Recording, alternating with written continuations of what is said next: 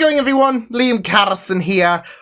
This is episode 17 of season 7 of Charmed. As you will find the links to the reaction in the pinned comment below, as well as the description. And with the link to the reaction comes, of course, the replacement poll for Charmed when I do conclude season 8, which is, of course, still ongoing. So, yes, but yes, a bit of a crazy one, of course. That last episode was really insane. So, yes, a bit hectic, this whole scenario. So, yes, but yeah, hopefully you guys will enjoy my reaction to this episode. Be sure, of course, to always leave your comments down below in the description, in the comments, should I say. Only I can edit the description, but yes, be sure to leave your comments down below. And also check out my full reactions as well to not just this episode, but where I'm currently at Charmed for season 8, which I'm at episode number 8 of season 8. So, yes. But until then, I will see you guys next time. Hope you guys enjoyed this reaction. And until the next time, toodles! Yeah, so this episode has some crazy events going on with Piper and Leo's predicament. I just love the idea because Piper speculated that the dollhouse was magical, like there was some magical element in making this dollhouse and all of that, right? I love the idea that she basically duplicated the house but shrank it, like Grams basically duplicated the house and all of that. That's my headcanon. I'm taking that as headcanon and no one can challenge headcanon, right? So no, but in all seriousness though, there was a lot of shenanigans that went down, obviously, with Wyatt shrinking, like putting both Leo and Piper in a little bit of a timeout. Ironic, of course, but obviously with Leo being in a bit of a predicament with where do we go from here in terms of him needing to feel helped and all of that. I didn't agree with the sentiment that Piper needed to be protected and all of that. Like, kudos for you for wanting to adopt the human shield aspect to you. Not that you're going to live long if you do take that up and all of that, because you're immortal now. But Piper can look after herself. So can Phoebe. So can Paige. So yeah. But yeah, I mean, I get that there has been visible frustrations when it comes to Leo and him needing to feel a sense of purpose, I guess, now that he is no longer an elder. That he's been through a bit of a roller coaster as of these last couple of seasons in terms of occupations, whether it be White Lighter, whether it be Elder, whether it be Avatar, and I guess occupant of the shadow. It was a temporary one, but still, it was still really cool to see Leo just take the fight to Zanku and the demons, really. So just when you think all hope was lost, because there was a massive amount of demons, of course, scouring the place, but Leo made sure to kick their ass. I just love the fact that Craven was like, "I told you so," and then you have Zanku who just blasts him with a bolt. "I told you so." So yeah, that's it basically. Like, you don't say "I told you so," you don't talk shit, and yeah, you get to stick around, especially to Zanku. I love the confidence that Craven had, but yeah, be careful who you're trying to shit talk, right? No, but Leo, yeah, it was really great that, of course, I feel like it's been a while since we've touched base on the Nexus, of course, but I mean, it makes it was very interesting to see Zanku decide to go on the attack now, because of the fact that we haven't seen him in some time. So of course, get to the Nexus, get the shadow, feel on top of the world. So yeah, but the problem was obviously when it came to Piper. Like, I loved it though when it came to the plan in terms of stopping Zanku, because there wasn't a like with the shadow, it was it had to pick that neutral party, right? And Leo was it was the good with the charmed ones and the evil with Zanku and his demons, and then there was just Leo there. So but it was just Milo. So Milo just barking at nothing there, as he does. But it was just very, very hectic stuff. Like I said, when it came to Piper and Leo, but it was all over. Like I said, I mean, even Phoebe. So yeah. Phoebe was in a bit of a, I don't know. Phoebe was in a bit of a, I don't know how to describe this whirlwind mentally, I would say. Because she came up with some great one-liners. But, of course, there was a bit of a, I don't know. There was a bit of a state of her being all over the place when it came to, obviously, the whole situation with Zanku.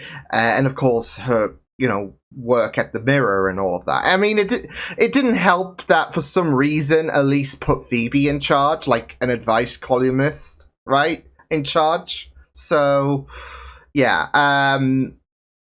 Because you'd think, I mean, obviously, there was another person that Phoebe suggested, but he was sick. I mean, surely there's other people. I don't think, because even Phoebe said, you can't, just she made that comment about the ladder and all of that, and Phoebe was suddenly, the next best person in charge and all of that. So, and then suddenly she has all of this, she had all of this pressure on her basically, and it was so much. So it would create a very, very stressful environment, of course. But again, I did feel like when it came to obvious, I get that. I guess that's why we had a bit of a whirlwind in terms of Phoebe focusing on the Mirror and then Zanku and all of that. Obviously, when there were certain occasions like Zanku yeeting both Phoebe and Paige out the house. Yeah, so it's obviously a bit of a whirlwind, and I guess it's supposed to showcase that she's caught in a storm, really, because of the fact that Elisa was like, you know what, there's an emergency. I need an emergency break. That's the emergency. And she just randomly puts Phoebe in charge because, for the plot, really. It's to create hecticness for the plot. Because obviously with Paige, she's in a bit of a whirlwind at magic school. Although that feels a bit more obvious, I guess, funnily enough, natural in this kind of scenario. With what the show entails of. So, yeah, but yeah, I mean, it is like she can barely escape, can't she? Can Paige? And now she's got this escape, really. So I just love the fact that when Leo when he was able to run the school, Paige zipped. She just bolted. Again, she was so, she's been so constrained on all of that, and yeah, so, but yeah, like I said, it's, for me, with Paige being locked down at magic school and all of that, and, the hecticness that is going on there, like I said, for some reason, I do find it a bit more, natural, given, and it's funny, given the fact that, magic school doesn't really exist and all of that, but given the nature of the show, yeah. Whereas with Phoebe, hey bud, there does become this fight between, I guess, what she does in her, I guess, supernatural life, in her charmed life, versus what she's doing at the Mirror. So it's it creates this huge whirlwind where, I guess, the world of normal battles the world of the supernatural, really. So, yeah. Whereas with Paige, she's just constantly surrounded by magic, all of that, and she barely has time to kind of step out into, I guess, the world of the normal, really. So, yeah. Whilst also having to, make sure that the next generation of magic users are, you know, heading in the right direction, I guess. So yeah. But now she's got that like freedom. Yeah, and it makes sense with Leo making you know, this, like, there is this opportunity for him to find a way of life now that he is no longer an elder, and all of that, because like I said, this episode was so hectic with Leo trying to find it, I guess a bit of raison d'etre in terms of his life, really, now that he is without, like, he is completely void. And it takes a load off from Paige, because like I said, Paige was completely swamped with magic and all of that, and she hardly found I would say life for her. And Leo was, you know, someone who had, yeah, he wanted to do something, he wanted to have a purpose, etc. And it, because of that, it put him in a reckless headspace and all of that. So, like, especially when Zanku showed up or, you know, the demon, should I say, showed up the second time in the house, and Piper said, stay here. He didn't stay there whatsoever, so, yeah. But, yeah, I mean, it was just very, very, it was just a very, very, it was very good stuff, this episode. Not as good as the last episode. Very, very hectic all around. So, but all in their retrospective ways, because Piper's having to, like, kind of guide Leo in terms of putting him in a place of safety, I would say, considering, you know, he feels like he needs to be the human shield and all of that, apparently. No, it's all about trying to guide Leo in terms of of having the second chance, because it is a second chance of humanity, really. Considering he died before, now he's got the second chance, really. Not many people can say that, and now Leo's got that this opportunity, but Leo is fighting for purpose. He's, you know, done healing and all of that. He's been an elder all of his life and all of that, or White Lighter, all of his, well, for most of his existence, I guess. But now he's just like, yeah, he's just completely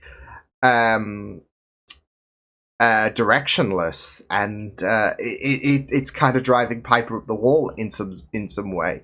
And you got obviously Phoebe being convoluted with, you know, obviously there is that fight between, like I said, the charmed life and the mirror life, I guess you could say. Especially when things are getting, like, things have escalated on the latter, because of the fact that Elise decided to take an emergency and decided to put Phoebe in charge for shits and giggles, essentially. And Paige, completely swamped with magic school, hecticness all over. But yeah, I mean, at least, like I said, it makes sense, obviously, with the fact that, like, Leo has this knowledge. Leo is, like Piper said, walking Book of Shadows. And it's in good hands with the fact that he has so much knowledge and all of that. And he's lived for so long as well. Yeah, obviously, Paige has, you know, dabbled with so much magic and all of that, but Leo has been there for a very, very, very long time. So he knew Grams at such a young age, of course, remember. And he has a lot to know about magic and all of that. So, and not just that though, but like I said, the mentor, it's with the whole situation of Gideon, and how he was a mentor. It makes perfect sense for him to kind of take the reins from him, from that, like, little void that was there, right? So, as well as to give him purpose. So, yeah, but, yeah, I will see you guys next time. Hope you guys enjoyed this reaction. You can check my videos on the right if you want to check out more of my content. You can also subscribe to my media feeds and channel if you want to. Hope you guys enjoyed this reaction. Hope you guys take care, and I'll see you guys next time. Toodles!